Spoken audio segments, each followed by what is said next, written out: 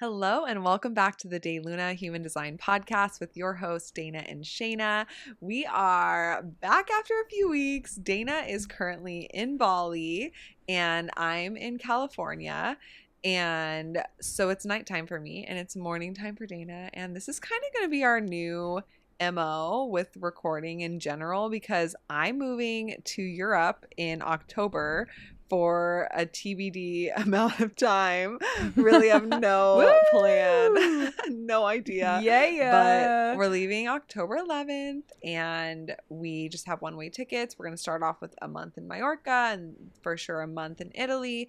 And then after that, we're not sure where we're going to be. We're going to figure it out over the next few months while we're there. So, it's going to be a time difference game that Dana and I are playing. But right now, of course, it's morning for Dana and she's glowing Bali goddess, freaking Barbie girl vibes if you're watching this on YouTube.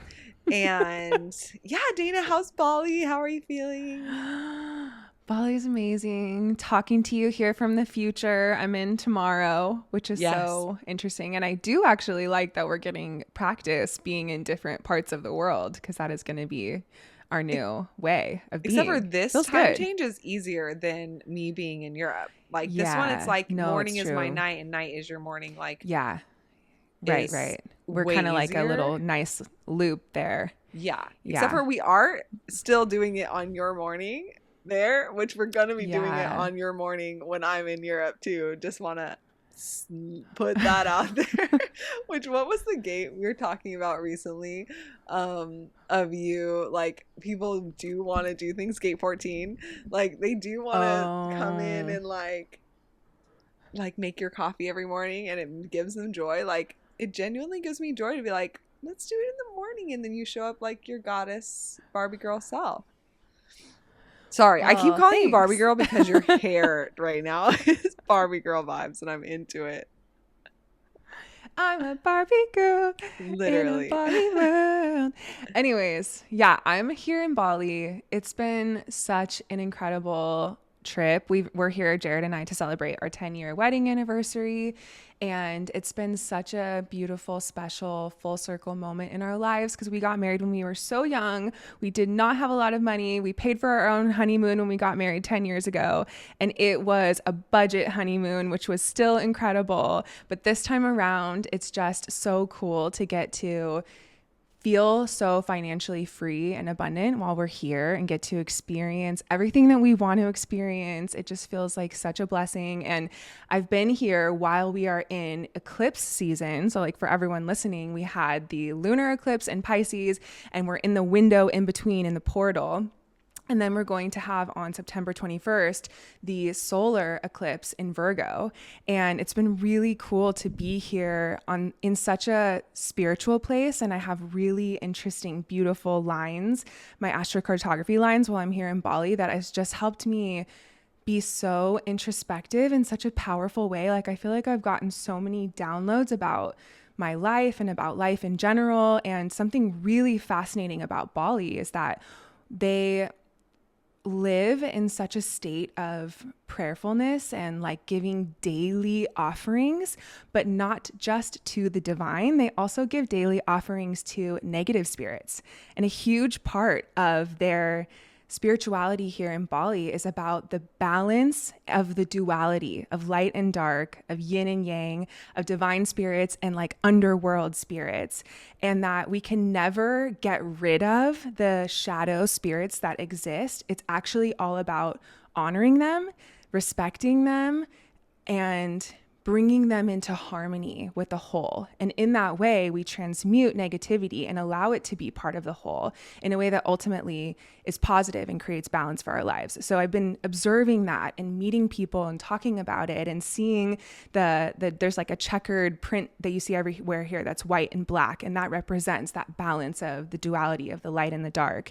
And being here during eclipse season and being in such a like paradise bliss, like here to celebrate our love and being on this amazing trip, and also seeing the darkness and the shadows of eclipse season and things that are coming up in my own life, and going to healers and having ceremony where there's amazing, beautiful blessings coming up, and then also negative energies that I need to work through and see and balance. And so it's been really interesting for me. And in this last year or so, I feel like I've really gotten so deep into shadow work, which I've talked a bit about like on the spiritual sleepover, and just reading about Carl Jung and Jungian psychology. It's like, if you want to be a light worker and someone who is in harmony and balanced in a sustainable way, I really believe that you need to honor your shadow, like the same as people feel here in Bali. It's like, in order to create harmony in life, like we can never get rid of the shadow. We have to know it. We have to honor it. We have to give our shadow love. We have to include it into our lives and into the divine. And that's how we create harmony in our lives overall. And so I've been really sitting with that concept and taking the shadows with the light and seeing all of it as beautiful as a part of life. Yeah, it's so interesting because right now I'm working with this healer, therapist, psychic, incredible person. And I'm just learning a lot about my own shadow and actually what it really looks like to like walk through the fire, like the flames, and like really feel it versus like just acknowledge it and say it, but like really actually grieve it or go there and not rush to the other side, but to actually like be in it and walk through it. And it's just so fascinating that like we haven't talked in a few weeks. And so before we hit record, Dana and I were like, couldn't stop catching up for like an hour. And we're like, we need to record this. But so we haven't talked about this yet. But yeah, it's been really interesting how that's been coming up for you in such a different way with where you're at, and like in such a beautiful place with healers and like magic. And I know, having been to Bali before when we went for our retreat, but also before that, how alive the island is and how magical it is and how reflective and, I don't know, so powerful. It's one of my favorite places on earth. Like I cannot wait to go back. But and me being here, going on this other journey, and it's kind of mirroring or reflecting some of these same themes that you've been navigating. And it's so interesting. This guy, he really taps into, you know, as you're sharing or talking, he's tapping into frequencies and guides and I don't even know, like the Matrix and just crazy shit. And so it's not so much about what you tell him you experience. Part of it is that, but it's also like what he's picking up. And so sometimes I'll say something and he'll be like, no, they're saying that's not true. I'm like, what? Oh, he'll be like, and I'm like, I think I'm a positive person. Like, I think I'm for instance, you know, I was in our introductory session, like he's like, okay, let me just ask, like, is she being herself right now? And I was like, yeah. And then he was like, no, they're saying you're not. And I was like, oh, I'm not, like, and then I just like shut up and I was like, okay. And he was listening, you know, doing like muscle testing, like listening, like, let me see. No. And then I just kind of like held space for him and dissociated, like tuned out, totally went into my like foggy place. And then he was like, oh, okay, yeah, now you're being yourself. And I was like, oh my God, because the main issue, and I hadn't told him yet, that I was wanting to work on him with, is that I'm feeling, and maybe it's postpartum depression, maybe it's me just completely losing touch with reality because I'm just going too far into the like spirit side, but I'm feeling disconnected from reality. I'm feeling brain fog. I'm feeling like I'm having trouble remembering things or remembering my day yesterday, or that I'm not really present in my life. And so when I got to that dissociative state in this first conversation with him, he's like, okay, now you're being yourself. And I was like, wow, like there's one side of me that is very engaged and intellectual and cozy and, you know, connective. And then there's another side of me, like when I'm by myself or when I'm just observing my day, that is hard to engage. That is checked out, or that is missing out, isn't present, isn't grounded. Right. And so working on getting grounded and what that really, how I can really access being grounded. As anyone who's been a long time listener of this podcast knows that I'm somebody who is not ever identified with being very grounded. Or having a body. Or having a body, exactly. Being a human. Yeah. And so barely a human. Yeah, and I told mostly him that, an alien. and he was like, so just like, yeah, you can't be spiritual if you're not grounded. I'm like, okay, that's a blanket statement. But it was also like okay, I really like and value somebody who doesn't just tell you what you want to hear. Yeah. And so anyways, I'm really getting a lot out of it because it's helping me reflect. But the main lesson that I'm learning is that I'm not being able to be grounded and present in a lot of moments. Like some moments I'm really present, but a lot of moments I'm really not grounded or present. And because of my shadow and my grief and like things that I haven't worked on, dun dun dun, going back to like my childhood and all of the shit that I was like, no, I don't want to talk about this. Like, I feel like I've talked about this a million times. I don't want to work through this. And seeing that there's just so much more to work through, and how like talking about it is one thing, but actually working through it is a completely different thing. And that's just something the lesson that I'm learning right now. Like, you know what I mean? Like, I can talk about the hard things in my childhood, and I can talk about the lessons and the wisdom and the magic that I've gained from it, the blessings that I've gained from it. Like, I can talk about the like higher perspective of it. But then when I'm doing that, like, I'm not actually taking time to like cry about it, or to like rage and to like get it out of my system, or to like actually write down every single thing that I'm holding on to contempt for or resentment for, that I'm bypassing by saying like, no, it's fine. Like, it's fine.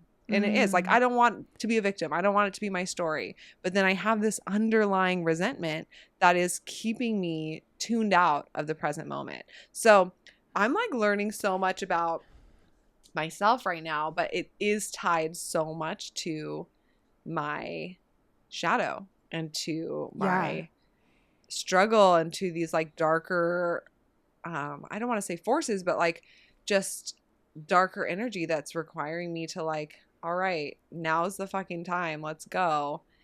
And it doesn't mean that I can't still continue blossoming in my life in all these other places that I'm like on track to do. I don't have to stop something to like, okay, this is my time to like really go inward, which is kind of what I've secretly always thought without realizing it. Like, I can't be like moving to Europe and, you know, just completely living this magical life and growing my business while I'm also having a season of like grief and struggle and like reality fucking checks of my own internal place. But yeah, I've definitely never had anyone tell me I wasn't being myself to my face. I was like, what? Yeah. And I was just telling you this before we got on this call, that I had a reading in Bali here with a healer that was similar, of like someone just roasting me, like, which I'm just not used to. Like, I honestly, most of the readings I've had, like, they tell you a part of your shadow or your challenge that I'm like, okay, yes. And you hear it and it isn't positive, but it just feels easier to accept. And recently getting readings where it's a deeper level. And I honestly feel, a part of me feels that healer knew I was ready for it. So he's like, okay, here we go, bitch, like, buckle up. And I've been surprising myself recently too about how I know things intellectually and emotionally, and I have felt them before, but the way that you can feel something on a deeper level, like to actually feel that pain that lives inside of you. You felt it before maybe, but to feel it more deeply, to be with it more deeply, it kind of surprises me that you can experience that, something you've already known, something you've already, you know, processed on some level or felt on some level, to go deeper with it. It's kind of shocking for some reason that you can go that much deeper and you can feel it that much deeper when you already have worked through it on some level, but you're seeing it and feeling it and knowing it and understanding it on a deeper level. And that's such a beautiful thing to do, because it's like, if we're looking at an ancient tree, a tree that is truly resilient and can weather any storm, it has this gorgeous canopy that stretches out above the entire forest. But in order for it to have that, it has the deepest roots of any tree. And so like, we know that when we look at a tree, and to see yourself turning into this wise, like, elder tree in a forest, it's like, okay, I got to go deeper with my roots down into the earth. And I've been down there before, and I'm going even deeper into the dark soil and stretching myself into that. And it's like, I feel like I've already grown roots, but it's like, guess what? There are deeper roots to grow, so that you can continue expanding your canopy. Yeah. And I think that there's a huge difference between intentionally going down and like deepening your roots versus like going through some hard shit and that giving you a lot of depth and understanding, but like not having intention as you navigate it. Like, I think that I see a lot of like spiritual teachers or influencers in this spiritual whatever community that have a lot to share that is so helpful intellectually or spiritually or from this like whatever place, channeled place even. But then in their real life, it's not actually grounded in, or they're not actually living it or like walking it or applying these things to their life. And you see when the house of cards falls over and everyone is like, oh shit, that's not what I thought it was. Or like, what? They believe that? Or what? I can't believe that happened. Like, that goes against everything that I thought that they were even teaching. And so I see that on one side where I really I'm grateful to see it, because it's something that we've always been very intentional with, like, let's walk the walk, not just talk the talk, right? But then also I see on the other side people who are incredible and incredible guides or whatever, who go through some hard shit and then like breeze past it because they just want to keep going to the good shit.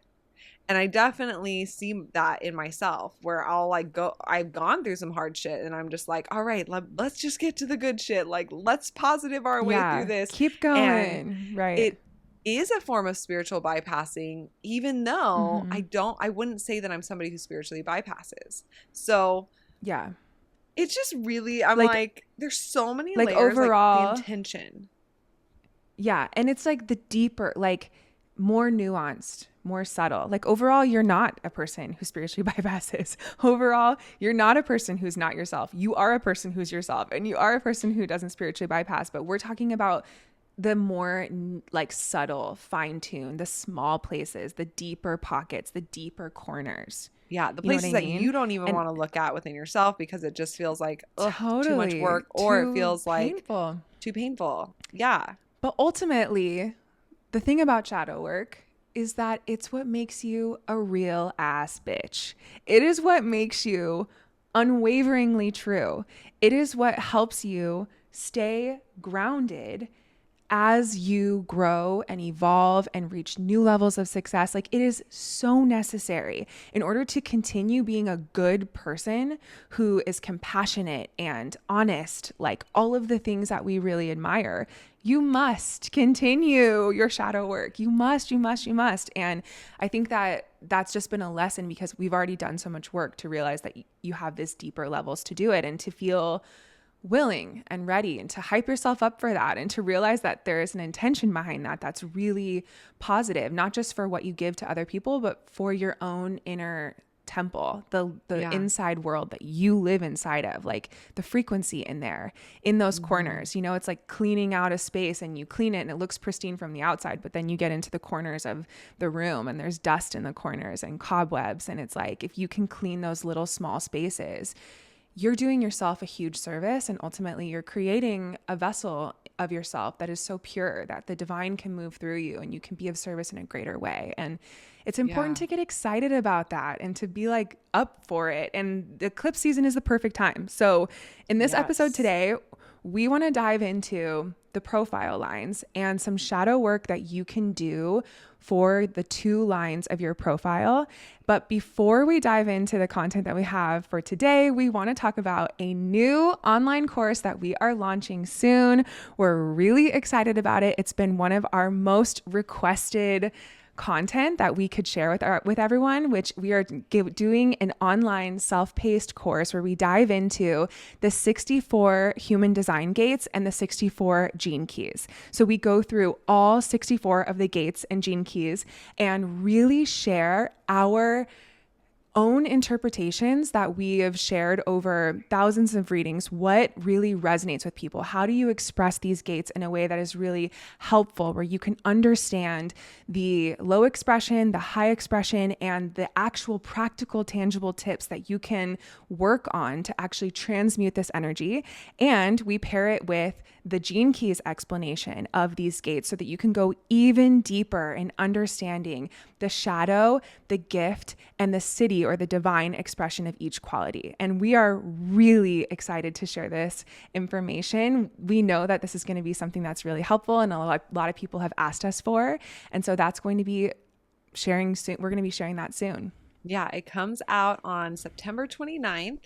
That is when the doors are open, but you can head to our website right now and check out all of the details. But this course information you cannot find anywhere else, especially the gene key breakdown, because if you've explored the gene keys, you know that there is a big book with a lot of words and it requires so much reading. Pages and pages for each gene key. Yes, and you have to really do a lot of work to decipher and channel and cipher it down to what is the most impactful like essence of each shadow gift and city. Like just give it to me straight. Like what is it? That's what this course is going to teach you. So if you are wanting to understand your gates and your gene keys in your own life and understand these different that outward expression, inward expression, low, high, shadow gift, city, right? All of that for each of your gates. Amazing. It's literally life-changing to understand that. But also if you are working with clients, this is kind of like your cheat sheet, your, I don't know, map that is going to help support you supporting clients and really telling them the information that's going to have the most impact so that way they can see the most change without so much information, but still like the most impactful and powerful information, right? So we left a lot of punch to this course, I want to say. Like it's simplified, but it still has that potent channeled information that is straight from human design and the gene keys, right? And obviously we weave in the wealth of knowledge through our case studies pretty much from our thousands of readings that we've done. So it's an amazing resource and it's going to be available whenever you need it. And if you are a human design reader of ours, or if you've taken our Activate Your Golden Purpose course, whether in Mexico with us in live, or you just joined our recent cohort and program that we just launched, you get 50% off of this Gene Keys and 64 Gates course. So check out, if you're one of our students, check out Kajabi or check out your emails. We're going to send you an email with the code so that way you can get all of this information for half off. And yeah, if you have been wanting to become a student of ours, this might be the perfect time. So that way then you can take the full-on training and then dive into these gene keys with further depth and understanding. And weaving them together is so powerful and life-changing. Yeah, and so many people tell us that they want to go deeper with their gates because they know that that's where the specific aspects of them lie. Like they know that that's where the depth of human design is. Who am I as an individual? I know I'm a generator type and my aura operates like this, and I understand my profile and I understand my centers, but I want to know the gates that I have, because that's really where the depth and the specificity is, because there are so many people on planet Earth that are generators, for example, but there's no one that has the exact same qualities that you do with the gates. And so this course, if you're just wanting to understand yourself more and you're wanting to do your own shadow work to understand what are my lowest expressions of my energies in a very specific, super specific way. And trust me, the shadow of all of the gene keys, it is life-changing to understand this shadow. It is so crucial. Without this information, I don't know where I would be. It's just so helpful to see that shadow, to illuminate with such clarity and specificity the shadows in your life. It transforms something simply to just understand what those meanings are, and then how you start to share it as a gift, and the process of really transmuting that, which we share all of this in this course. Like, here are the action steps that you can take. Here are the questions you can ask yourself. Here's what you do when you catch yourself in this lowest expression, right? And ultimately transforming the quality of these gates from the lowest expression to the highest expression. That is how you transform. All of us here that are in this zone of like self-improvement, you're not here to change yourself when you're improving, right? You're here to transmute your energies from the lowest expression to the highest expression. And in that way, every single gate or gene key that you have illuminated in your chart is your soul's curriculum. Like, this is a lesson that you came here to learn.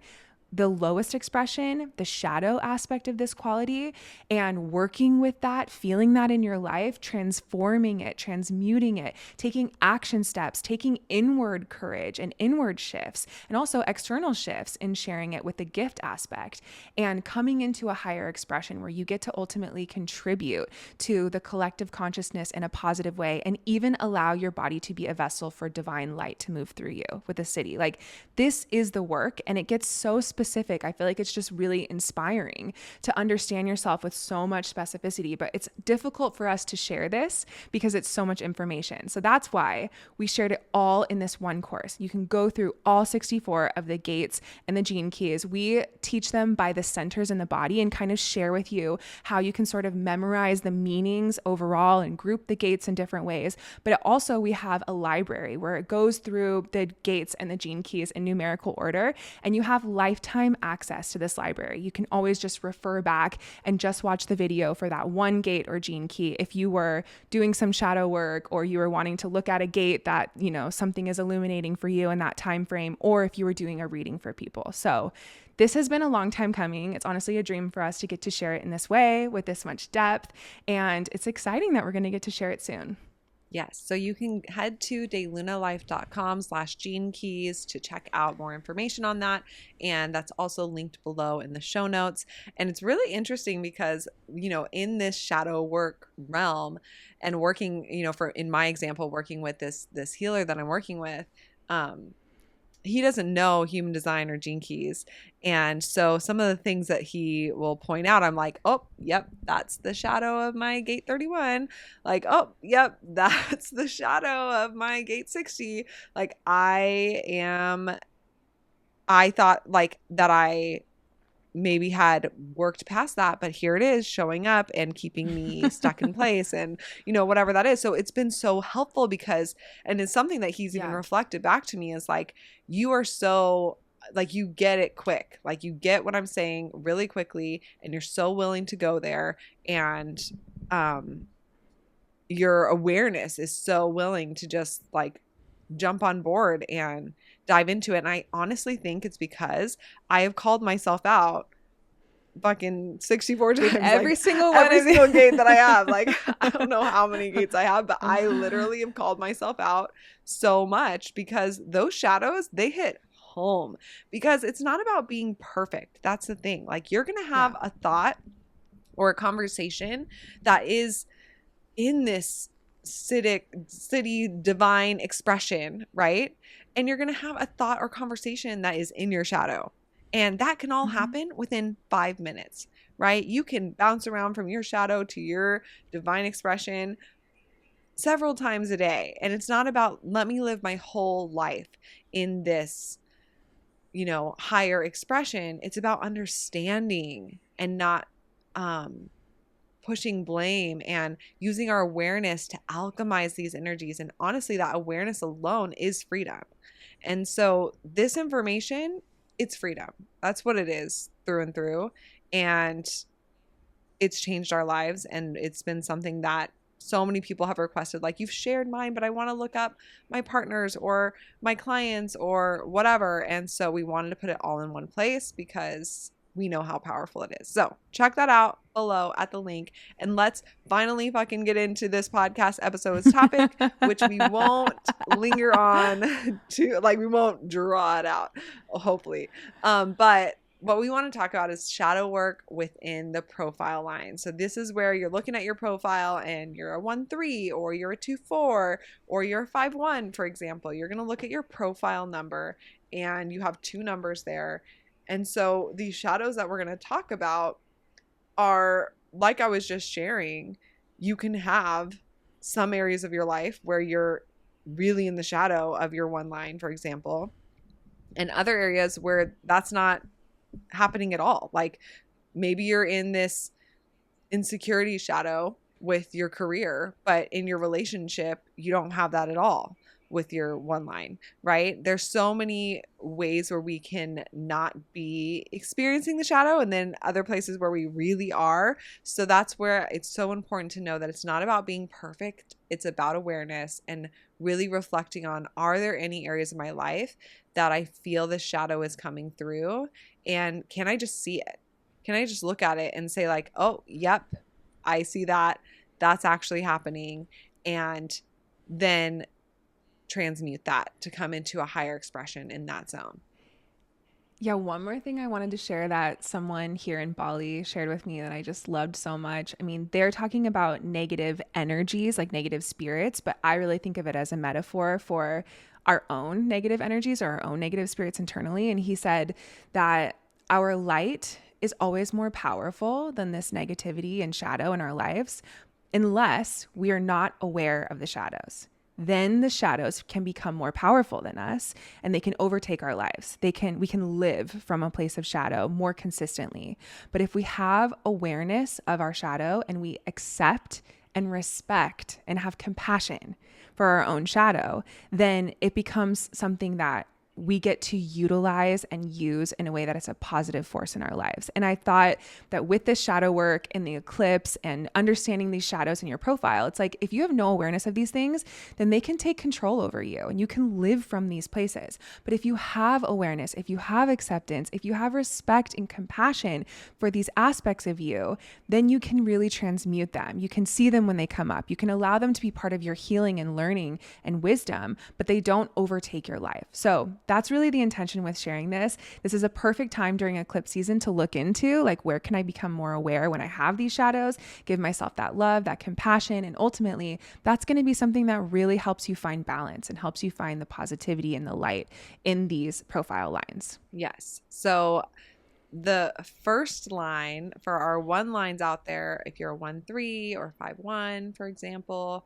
4-1, 1-4, this 1 line energy, the 3, we kind of listed out 3 for each one. Some have a few more, but the 3, and I'll just like share the main word and then I'll dive into the details, would be your shadow with your 1 line would be insecurity, imposter syndrome, or paralysis and avoidance. So with insecurity, this comes from, if you don't have enough information, you can start to chameleon into other people and just kind of mimic them or identify as them or what they're teaching or what they're doing, because you don't have this confidence, right, in being yourself. And so you can have this side where you honestly probably identify as a chameleon with a lot of the open centers, and when we talk about that, but it could be a shadow from your 1 line coming from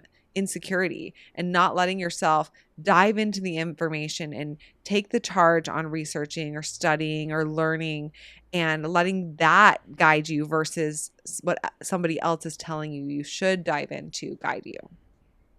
Yes. And with this imposter syndrome, we see this so much in one lines. It's like they know that there's always more to learn. So they feel like they're never qualified to actually start sharing or to start teaching or to start mentoring other people. And that's kind of another shadow aspect of this insecurity. It's like they don't have a solid enough foundation, or they perceive that they don't. And maybe they actually do. It could be either way. Maybe you need to do more research and build a more solid foundation of knowledge, or maybe you have that already and you're just not seeing it because you realize that there's so much to learn. So you're not giving yourself credit for how much you know. It's really important that you're aware of on which side of that spectrum you are, because they're going to be different, right? At different times in your life, on different subjects. Like Shayna was saying, maybe with your career, you need to build more knowledge and build a stronger foundation. Maybe in your relationships, you know enough to start mentoring or teaching or becoming an authority already. And you really need to assess that for yourself. And with this paralysis and avoidance energy, one lines can really get stuck in the research. Like they have this business they want to start or something like that. And it's like they spend years getting certifications and teaching under, like learning under a teacher. And they just feel like they need to learn more information. But what it's really doing is trying to buy themselves more time so they don't have to put themselves out there. They don't have to risk jumping off the cliff, or they don't have to risk failing, or they don't have to risk being seen on a bigger scale. It's sort of like they're hiding from life and avoiding making important decisions and disguising all of that as like, oh, I'm still doing my research. I'm still getting qualified. And so it's really important that if you have a one line, you are really using your authority. You are making decisions. You are following your intuition, and you're being bold about that, because that's really going to help you get unstuck and make sure that you're not avoiding life in the name of continued research. Yes. And then for two lines, so think about our 2 4s or our 5 2s or our 2 5s or our 6 2s, 2 2s. 2 2s isn't a thing. I just say in twos too much. Now it means absolutely too nothing. many twos. Too many twos. Too much. Toucan. The 2 lines. It would be hiding in isolation, which honestly, that whole rant should have hid itself. So hiding in isolation, lacking self-belief or confidence in your ability, or insecurity about being unsophisticated. So when we get into hiding in isolation, this is when hermiting, which is the 2 line energy, is out of balance. And you're never using that alone time to tinker with your talents or your passions, but instead you're withdrawing out of fear of rejection or failure, and you're avoiding sharing your natural gifts, right? So just hiding yourself away. This is kind of similar to the one line, whereas the one line keeps them stuck and avoids decision making by needing to know more, right? And they're stuck. This hiding in isolation is like, I don't want to fail, so I'm just gonna watch TV on my couch and I'm not gonna see anyone, and I'm gonna literally hermit away into oblivion, which I definitely resonate with having that sometimes, and avoiding sharing your natural gifts, right? There's definitely areas in my life where I don't want to share my natural gifts, or where I avoid tinkering in my hermit time, right? That time, that time alone is meant to be with your passions and honing your gifts and having that space to really let that naturally unfold. Yes. And then when we get to the lacking self-belief or having confidence in your ability, this is because the 2 line is the natural. So where the 1 line really learns through study, through research, through looking into other people's findings, and then feeling confident with a solid foundation, the 2 line is like, I'm just good at random shit and I don't know why. And that natural energy is your genius. It's so important that you're following that. But there can be a huge blind spot when it comes to seeing yourself when you have a 2 line. And the fact that you're a natural, it's like, I don't know why I'm good at this. So then it starts to feel like am I good at this? You know, the mixture of having the blind spot there. And then also like you picked this up really quickly and it is very intuitive for you. And you're seeing other people who have studied it for years and years and you're comparing yourself to other people. That can really lead to this shadow of like not having confidence in your ability, not really believing in the power of this natural gift. So it's really important for two lines to know if something comes natural for you, this is a ding, ding, red or green light, gold nugget. Like pay attention. If something is easy, pay attention and reframe the fact that easy is something powerful for you. When it comes naturally, it's powerful for you. That doesn't mean that you don't need education or to hone that gift. Absolutely, you can do those things and you should, but it's just about really knowing that the things that feel natural and easy, those are your power points. And it's just very different from how society has taught us. Like if something is worth having, then it's going to be hard. And for you as a two line, it's the opposite. If it's easy, that's good. So learn to feel confidence in your ease. Learn to feel confidence without needing to explain yourself or your abilities. And then the insecurity about being unsophisticated, this comes from two lines really comparing themselves to other people who are professional or polished, because two lines are meant to be playful and have this kind of youthful, hopeful energy, and they're meant to be completely unself-conscious. And that's not true for other people, right? They can see other people who are really professional and not want to put something out there or be seen because they're not going to be professional enough. And Dana and I both being 2/4s, you can see how we are not polished. We're not professional bitches. We are. And we are playful. We bring this like young, youthful. Sometimes people are like, you guys own a business. How old are you? I'm like 34. And they're like, but they'll be saying that when we're 90. They're going to be like, you bitches. You guys are the bosses. Every retreat we've ever had, they're like, you guys are signing this bill. We're like, yes. They're like, yep. Oh, okay. Yeah, bitch. I'm a 2. And yeah, letting that insecurity keep you from being seen, right? The two line is meant to be seen. It's meant to be called out. And so like just stop holding yourself to some standard that you think has to be there because that's what the world deems this thing looks like or should be, or that person should look like or be. That's the shadow side of the two line. Okay, so 3 lines. So if you are a 6/3 or a 3/6 or a 1/3, I'm like, am I forgetting any 3s? I don't think so. And also if you're a 6 line, but you're under 30, like let's say you're a 4/6 and you don't have a 3 at all in your profile, but if you're under 30, that 6 line is acting as a 3. So anyone with a 6, this can apply to you if you're under 30. And then of course, anyone with a 3 in your profile, 3 6s, 6 3s, that would be double. But for anyone with a 3, anyone with a 6 under 30. So the keywords here for this shadow are judging your mistakes, missing the point,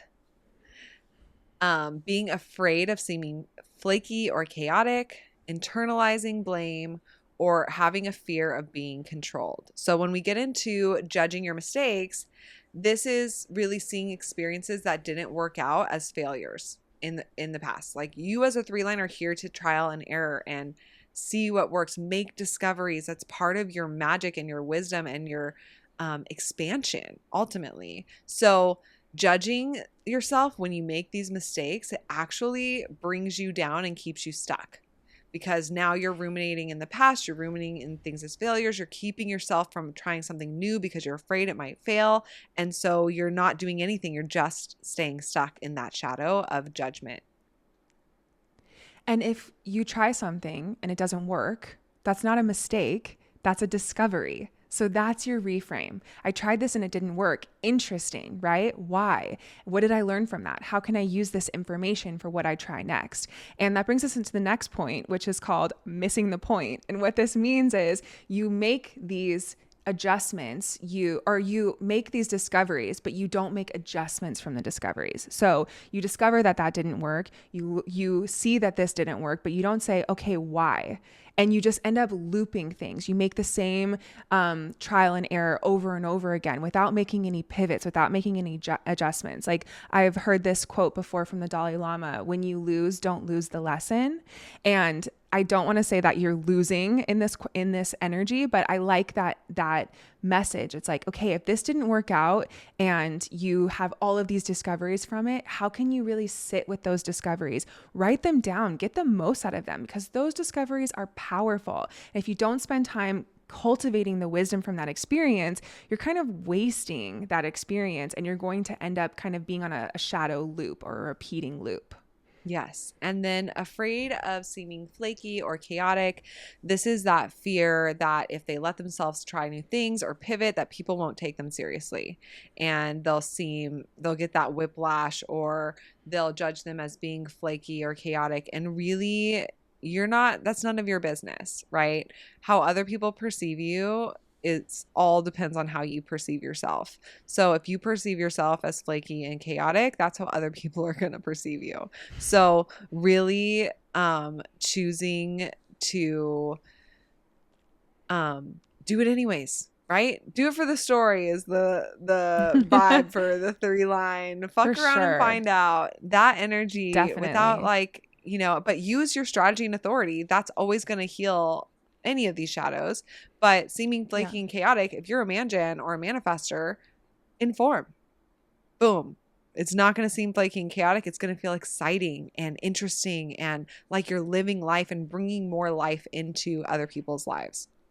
And other people are going to want to learn from your discoveries. That's like the biggest life hack ever for any 3-line. It's like, share the behind the scenes. I tried this. It doesn't work. I made this discovery. People will love that. They want to learn from your trial and error. It's something that you contribute to other people. So share it instead of hiding it. Like, I should just be this polished. I should already know the answer. Like, your process is everyone's process. When you share it, people learn from it and they love it. So see that power in yourself. And I want to even say, like, share the process of the mistakes that are scary to you, like the ones that you really feel are vulnerable or really messy, or really you've had the shadow of like, this was a failure and I've been judging myself, or maybe I missed the point the last 2 times and now like I'm really going to extract the wisdom.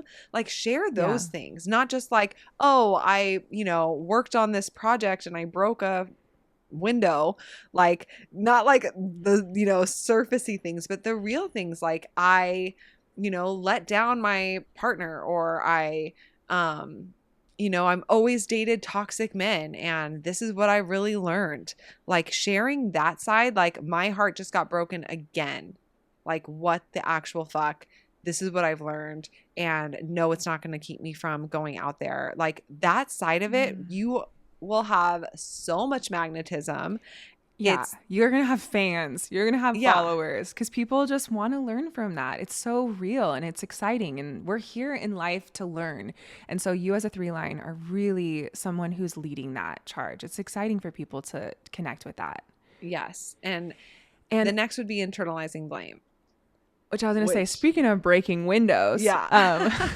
So for 3-line, it's not that you break things more easily. It's that you are the first person who's going to discover what doesn't work. So if there was a window that was already going to break from you closing the door and it just breaks, like, you're going to be the one who finds that. And so oftentimes as a child or wherever, you can be the person who gets the blame for breaking things, but you're really just discovering like, that door was broken already and the window broke because I used the door. So internalizing that blame is the shadow. And like, this can go so deep. A lot of 3-lines got this in school from their teachers, from their parents, in any new job. Like, they're the person who discovers all of the kinks that need to be worked out. And that's such a good thing. They're really contributing there, but it's really important not to internalize that, and to make sure that they're not feeling like they're always breaking something or having that story. I've heard a lot of 3-lines that I love, close friends of mine, be like, I'm always in trouble. Like, literally, that's one of the things that just comes right out of their mouth. And so making sure that you're aware of that so that you can transmute it. And that reframe is seeing like, I'm not the person who's breaking it. I'm the person who's discovering what doesn't work. most quickly. And for that reason, we say that 3 lines are like advocates. They're people who can see this is not right when it comes to the way this person is being marginalized, when this group of people, this way that we're talking about something, like it's not okay. They advocate for other people who get the blame. They advocate for other people whose voices are not being heard because they're the person who can see what is not working in that more metaphorical or social way, and also with physical items, physical objects. So seeing that as your superpower is really what helps you reframe that and release the blame. And then lastly, the fear of being controlled, right? Because you're here to experiment and try things on your own, you're really not here to be told what's true from other people. You're here to experience it on your own. And so there can be this fear there that people aren't going to let you do that, or that people are going to take that away from you. So there can be sort of like this sense of rebellion that comes from not self, this really shadow rebellion of like, I'm just going to do things chaotically so that people can't tell me what to do. Yeah. Yep. It's so funny because my daughter has a 3 line now, and so I'm getting to see this from the ground up, and it's really, really awesome. I love the 3 line energy. But it's, yeah, that fear of not wanting to be controlled and like, don't tell me what to do. Like, if you throw this on the floor, it's going to break, baby. She's like, let me show you. Yeah, the spoon was already going to break, bitch. She is not internalizing. You should get stronger spoons. Sure. Yeah. You should get stronger spoons, Mom. Watch, this one breaks the second I throw it. That's hilarious. Okay, so 4 lines. So moving into the upper trigram. So 4 lines. Your 3, or we only wrote 2 here. Your big things here can be clinging to security and manipulative networking, or the polarization of that. So with the clinging to securities, 4 lines like to have stability, and it's important for them in their overall health. Having a stable home, a stable relationship, stable friendships that they've known for a long time, a place where they feel safe, both physically and also socially with other people. All of that is very important to the well-being of a 4 line. However, when this energy gets out of balance, it can feel like you can never take risks, you can never make change because you don't want to navigate uncertainty or the instability that comes with that. And this is something that we, in classic human design, it's like a 4 line should never, I put it in quotes, just leave their job in one day and have no plan, because that instability will be destabilizing for them. There is a reason why people say that, but for us, it's like, it's very important to use your strategy and authority above all else, because 4 lines are here to take risks too. 4 lines are here to move into uncertainty sometimes too, just like everyone else is. It's true that you nourish yourself with stability, but if you use that as a crutch, you will definitely stay stuck in a relationship or in a circumstance or in a job or in a living situation for years, and you'll really feel that stagnancy if you're not following your strategy and authority. Yeah, and I like to say that there's always little ways that you can make yourself feel secure and safe as a 4 line. Like when I travel, for example, and on this new chapter of my life, like bouncing around, living nomadically with my 1-year-old daughter, right? Who does that? Me. There's so many ways. So un-4 line of you. Yeah, right. There's so many ways that I can create that stability in my life, and there's tiny, like me being able to unpack all of my stuff at, you know, the Airbnb or wherever it is that we're staying, and have it all have its place, and have my face wash and all that shit like organized, right? That gives me this sense of like, okay, I'm safe, got all my stuff, I know where it all is, I don't have to go searching, it doesn't feel chaotic, it feels secure and grounded, right? Does that mean that I like try to keep my husband from quitting his job, or us from, you know, getting rid of all of our personal belongings, right? That sounds so un-4 line of me, but there's so many different ways that you can bring that in. So the shadow, getting back to that, clinging to that security, really does create that stagnant, making excuses energy. And then the other shadow, manipulative networking, is all about when you're using relationships for personal gain, or you have a fear that if you do this, then it's going to lead to the opposite end of what you're wanting. And you can also really like not want to ask for favors or support from any of your relationships, right? You have this kind of like manipulating the social dynamics around you out of either personal gain or not wanting to be a liability in any way. And so you're not actually connecting in a true and honest and vulnerable and authentic connection with people. Yeah, remember the name of the 4-line is the opportunist, right? And this is in close, intimate relationships. This is where your opportunities come from. So if we think of the shadow aspect of being an opportunist, for me as a 4-line, that is such a ick, like trigger word for me, thinking of being an opportunist in the closest relationships. But like, that's this energy of like manipulating those relationships that you have so that you can get something out of them, or you can get an open door, or you can get resources, or whatever it is. And so for me, the shadow has been such a strong aversion to that I've gone the opposite way, where I never ask for help, or it's really difficult for me to receive help. When a 4-line is such a supportive person, they want to help other people all the time. They want to nourish people. They want people to feel safe and seen and close and safe to be themselves. And so you are someone who gives so much to other people that it's only natural for you to open that reciprocity and receive support as well. These relationships are the places where opportunities come into your life, where you'll get to grow and people will give you things. It's just important to not have an aversion to receiving support from those close networking people in your life. And also the other side of it, to be self-sufficient and to not be manipulating in your opportunities that come from your network.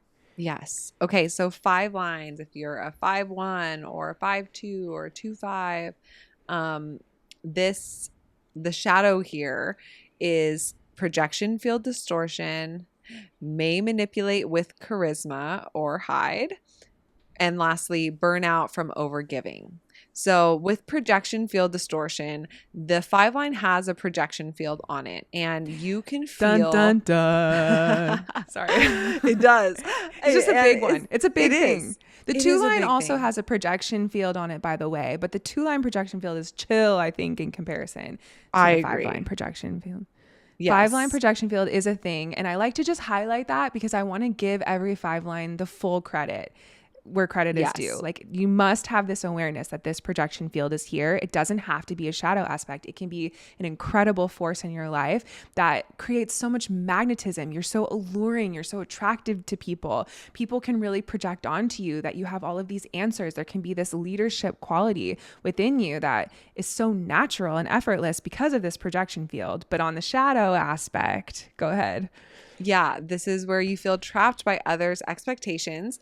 And you can also reject responsibility altogether, right? Like go the opposite end of the spectrum, where you're like, one side is feeling immense pressure and expectation and feeling like I'm trapped. This is who they need me to be. This is who they're wanting me to be. So I have to be this person, right?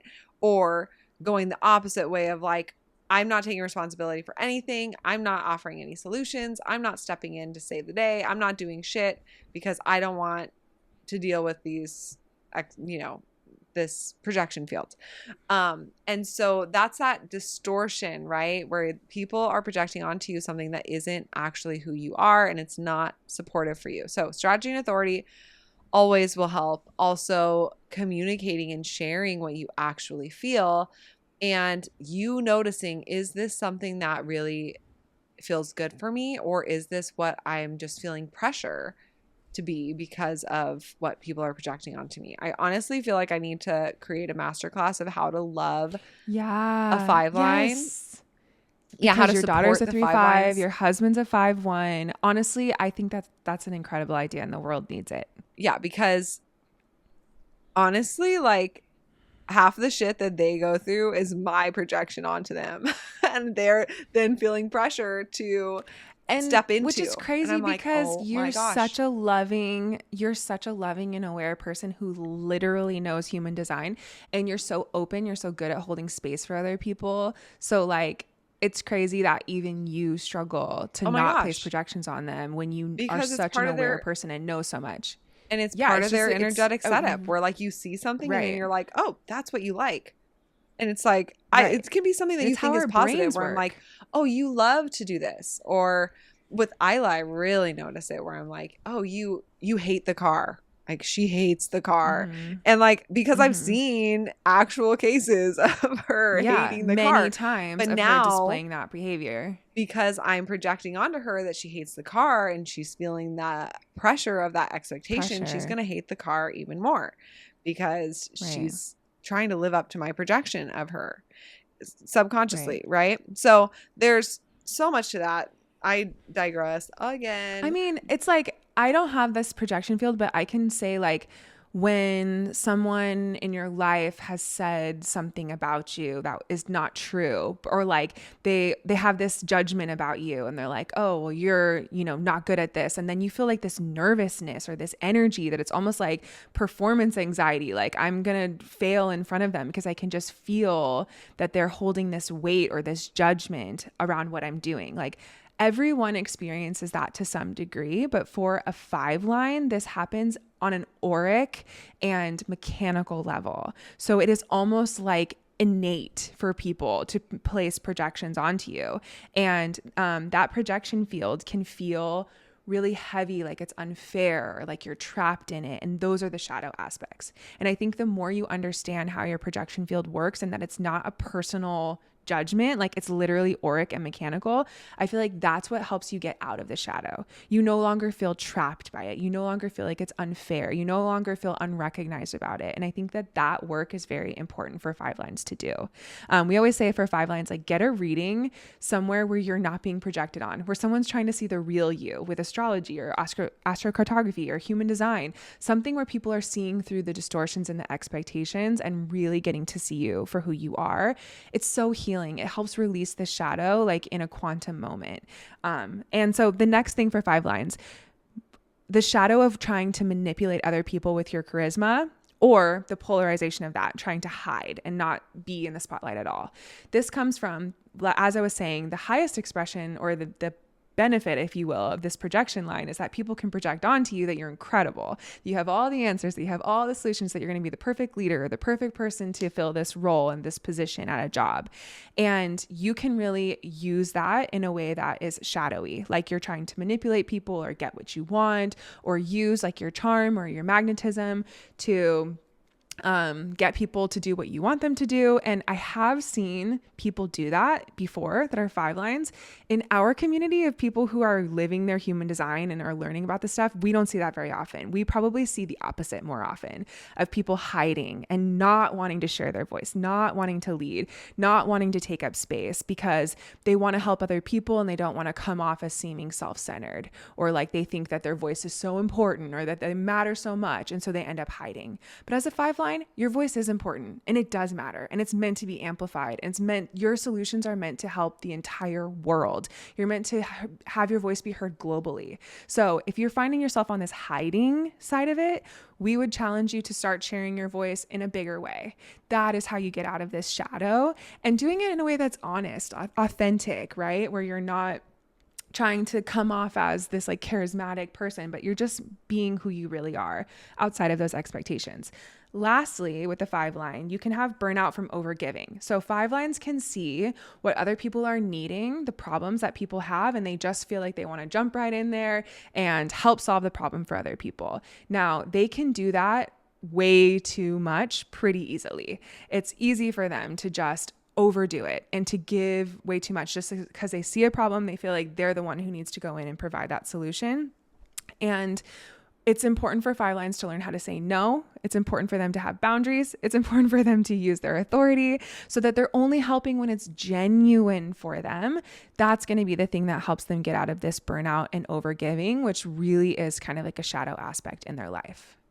Yes. And lastly, our 6 lines. Finally, here we go. 6 lines. If you're a 4-6 or a 6-2, 6-3, 3-6. If you have a 6 line and you're over 30, then these wounds can really show up. I mean, they can show up when you're under 32, but like when you're under 30, you're acting more as a 3. So I would look more into those. But the 4 that we wrote down, one is not having a not belonging wound, perfectionism, cynicism, or a fear around being different. So let's break these down. Having a not belonging wound, this is where you might feel detached or aloof or disengaged from life's process, right? Feeling like you just don't belong anywhere in the world with You're the like, I people around you. unsubscribe. I Yeah. unsubscribe to human. Which I Which resonate with. I Which yeah, you have a lot of you have a I lot of do. gates expressed to this 6 line in your chart. I So this do. is an energy that you'll see. Yeah, and I'm checked out as we heard at the beginning of this conversation. Yeah, that detached, disengaged from life's process. This is the shadow side, right? And wanting to Yeah. just like peace out. Um, yep. Then the next one would be Yep. like that explains Check. itself. Perfectionism. This is where you might resist your own 3-phase journey, that trial and error energy that is that 3 line right before you're 30. You might resist that and have this judgment when you make a mistake. 6 lines can really judge the mistakes that they make and overcorrect or have this like, I have to be perfect. I cannot fuck up Yeah. again. I cannot make a mistake. Everything has to be perfect for me to be good enough or for me to move forward even. So this can keep you stuck. A lot of these shadows keep you stuck. And Yeah. this perfectionism can keep you stuck from moving forward because you're not allowing with this 6 line, there's this, I mentioned this 3-phase journey, which is trial and error, then retreat, and then embodiment. Yeah, and we see a lot of children, like a 6'2" child, for example. They're under 30, clearly, so they're in their 3 trial and error phase, but they still have this like perfectionism wound. Like they break a toy and then they just like cry. They're so hard on themselves. They're like, I broke it, I failed. And so for anyone with just a pure 6 line, like no 3 in their profile, if you're a parent or someone who loves them, just really helping them understand that mistakes are discoveries. There is no such thing as a mistake. Like that energy is just so important because that perfectionism can really anchor in as a child. And then it can be something that is really big, a big shadow as an adult that you need to undo. 6 lines can also have that cynicism. They really are here to sort of be like an old soul and be looking deeper at what's really happening in the world. And because of that, they can have kind of like that withdrawn too much or seeing things too deeply where they suddenly don't feel positive and hopeful anymore. They feel cynical. They feel kind of like negative about things in general. And actually, 6 lines are here to be positive. They're here to have this vision and this dream for the future. And they're here to see the matrix and the inner workings of energy. And they're supposed to have all of that help them to want to make the future better for better generations, right? It's always looking towards the future. So if you lose that excitement of what could be, from all of the shit that's happening and you're kind of feeling cynical or checked out, that's obviously a shadow for you to look into. And I feel like the way to heal that is definitely like, what's your vision for the future and how are you contributing towards that or educating people or empowering people to move in that direction? And then lastly, the fear of being different. 6 lines are here to role model their authenticity. It is crucial that they are living life on their own terms. And obviously that's true for everyone, but for a 6 line, it's like the main thing that they're here to display on the stage of life. It's a huge part of their purpose for people to see them living life on their own terms. So that might look like having a relationship that has untraditional confinements, a relationship that they've defined on their own, and then people seeing that and not being afraid of that being different than other people. It might look like having a career path or, you know, the way that you live your lifestyle is like totally different from the status quo. And that's a huge part of how you're here to teach other people. And by role modeling your uniqueness and your differentiation, you end up liberating and inspiring other people. So of course the shadow aspect is like, I don't want to be known for being unique or for being different or for living life my own way. So we do meet 6 lines sometimes that are really living in the shadow, that they've just very much subscribed to the traditional roles in life or the traditional path, and they don't question it, and they're kind of afraid to question it. And then there can be this deeper feeling of like, am I living a fake life, right? Am I doing enough to help the world? And that can really catch up with them later, especially if they've been doing that and then they get into their 50s and they come into that role model era. It's like that can, in that Chiron return, it's like, okay, time to burn all of that down because I need to live authentically on my own terms, with my own structures, not with the status quo, but truly what's real for me. And just seeing that that's such a powerful gift. So that's the Gosh. 6 lines of the profile. And of course, 2 will apply to you in Mm-hmm. your profile. And we're excited to hear how this lands for you and what shadows have come up for you during the eclipse portal and eclipse season. Of course, the eclipse catalyzes our life and then it unfolds for some time. So I feel like the shadow work is good to do for the next few months with your Yeah. profile. But I feel like there's so much to delve into with the 2 lines here in all of these shadows. Yeah. And honestly, if you're wanting to go deeper with this, you can look at your chart and see how many how many activations you have with the different lines. And I really like Maya Mechanics because you can pull up your chart on there. And I think it's like a paid thing, but maybe they have it on their free version. I'm not sure. But you can pull up your chart and then you can click on activations and it will tell you like the number of activations you have for each line. So for me, I have 8 activations in the 6th line.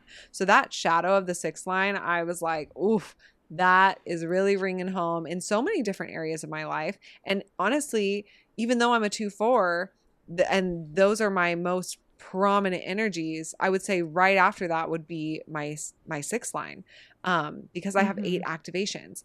And then it breaks it down how many you have. Like then I have 7 4-line activations, 6 2 lines. So it's really cool to see. But you obviously don't even need biomechanics. You can just look at your chart and count them if you wanted. But that's kind of for those who are listening that are really getting a lot out of this podcast and you want to go deeper, or if you're really resonating with like one of the other profile line shadows and you're like, why? I'm a 5/1, but I'm really resonating with the 3-line shadows. It might be because you have a ton of activations with the 3 lines. So just a little, I don't know, tidbit or Bonus snack I wanted to layer. say. Yeah, just a little The bonus fascination snack. snack. A Just a little bonus shadow snack. snack. So Oh, I yummy, like this shadow it. eclipse. um okay, we're firing ourselves. We're literally done. We love you. We hope that you have an amazing rest of your day, and if you're feeling called to join us, check out our website daylunalife.com/gene keys to check out that program, and stay tuned for more juicy announcements, but also podcasts. We're just feeling lit up. So love from Bali, love from California. Anything else, Dana? But not for long. Nope. Oh. I'm so excited. I'm so excited. Dude, I'm actually really so excited for this new course. I feel like it's just been like we have some more space now to create things that have been on our inspiration list for a while, and this course is one of them. So I'm really feeling grateful, and I'm feeling grateful that our 2 paths, you and I, Shayna, that we've both been diving into the shadow work and didn't even know that, and that we got to share it all in this podcast. So thank you so much for listening, and we're excited to hear how this information has landed for you. Thank you for tuning in with us today. If you like this video, be sure to like and subscribe to follow along and learn more about human design.